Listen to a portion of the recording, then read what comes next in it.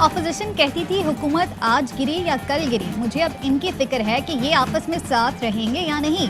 वज़ीर आज़म का ज़ियारत रेजिडेंसी में तकरीब से खिताब, कहा इक़्तिदार में अपने लिए पैसा बना सकता हूँ या कौम के लिए।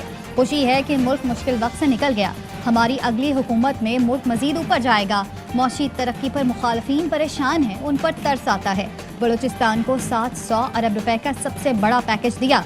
वज़ीर आज़म हूँ, बादशाह नहीं, मुझे भी वज़ीर ख़जाना से बात करके देखना पड़ता है कितना पैसा है। ट्वीट में सिक्योरिटी फोर्सेस पर हमलों की मजम्मत भी की।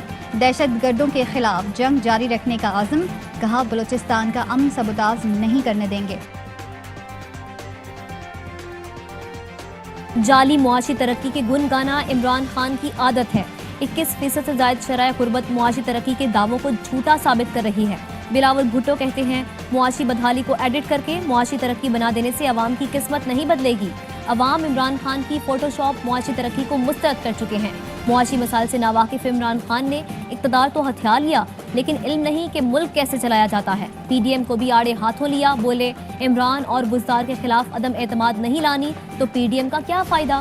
पीडीएम गपशप के लिए नहीं बनाई थी, पीपल्स पार्टी की पर इल्जाम लगा रहे हैं। उम्मीद है असतूर केस में जल्द हकीकत के करीब पहुंच जाएंगे। वज़ीर दाखिला शेख रशीद कहते हैं, फिंगरप्रिंट्स की कल तक निशानदही हो सकती है।